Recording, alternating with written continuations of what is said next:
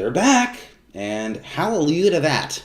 The snack heard around the world is back on our shelves to tell the world USA is number one.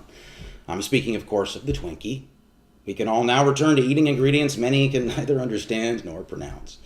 But amid this sign of American renewal, let's not forget the satanic forces joining the ride. Right, I'm talking here about added fiber and less sugar. Yeah, there is already talk of healthier Twinkies. Healthier Twinkies. I mean, lost in this discussion is the reality that the traditional Twinkie is what got us where we are today.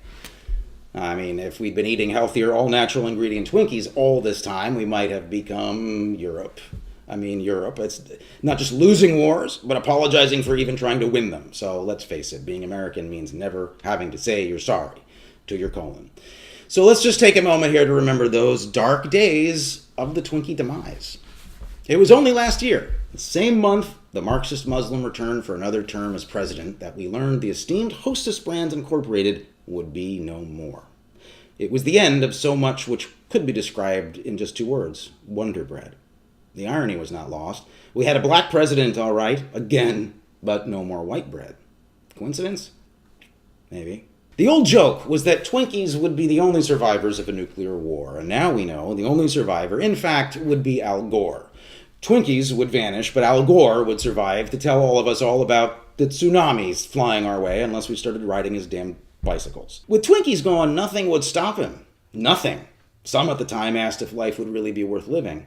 I know that because I was one of them.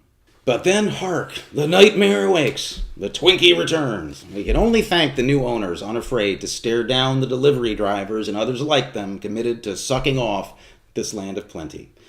Now with our Twinkie back, so is hope. It's morning in America again. Could Wonder Bread be next?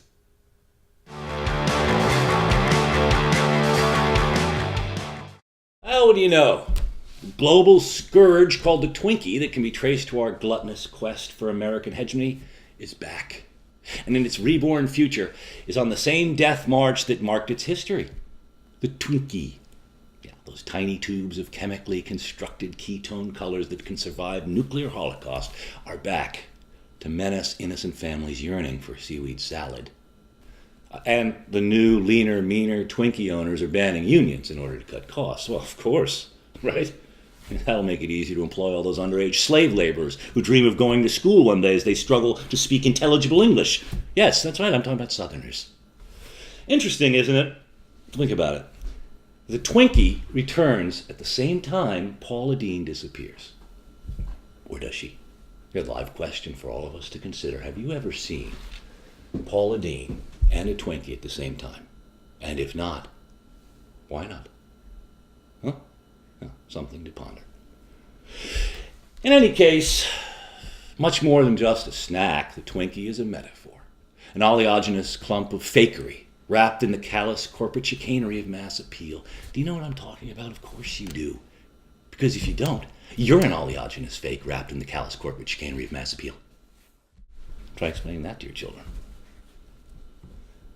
Because as a keen sign of this chicanery, the new Twinkie owners say they're considering a new, healthier version. Yeah, healthier, gluten-free, added fiber, lower sugar. What? Really? I mean, come on. Is that like selling cigarettes injected with vitamins? Death is death. And while Twinkies never die, everyone who eats them will. Well, you can count me out on this front because I'll be sticking with my ashram-grown alfalfa sprout tea and bee pollen spritzer. While the rest of the country bloats itself on the artificial food colorings of child labor and greenhouse gas.